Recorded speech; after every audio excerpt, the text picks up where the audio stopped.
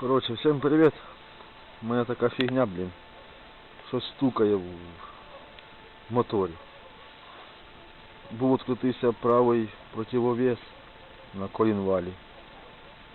Затих усе, прокручував, не торкається. Тепер як заводиш, сокотить. Зазори клапана зазори повиставляв. Мог хто що знає, так подскажіть. І десь оце туди от десь, воно коротше, наче сюди кудись віддає. Зараз я попробую завести, почуйте, я скажу, може хто що подскаже.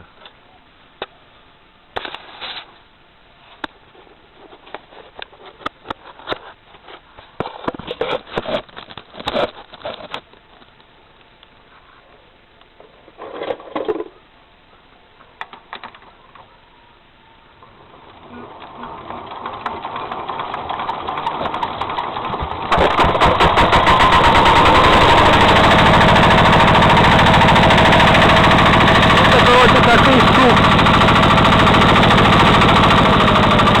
як заводу. Що воно може бути, я не знаю. Це чудово, дає. Ніде нічого не торкається.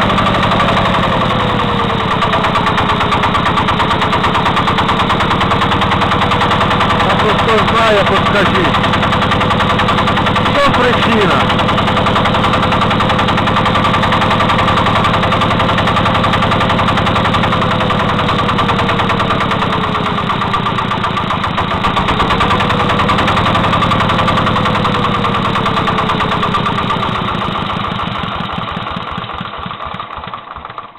Що так-то?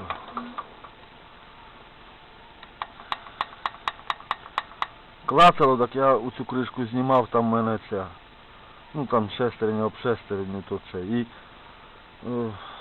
заводив, так, отут стоїть шестерня здорова, що качає насос, солярку.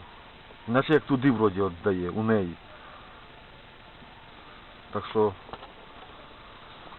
може цю сапун, хто на скільки раз знімав, блін, нічого ніде не черпає. Хто знає, що може бути. Так що, подскажіть, пожалуйста. Що може бути за фігня? Буду ждать ваших советов. Все.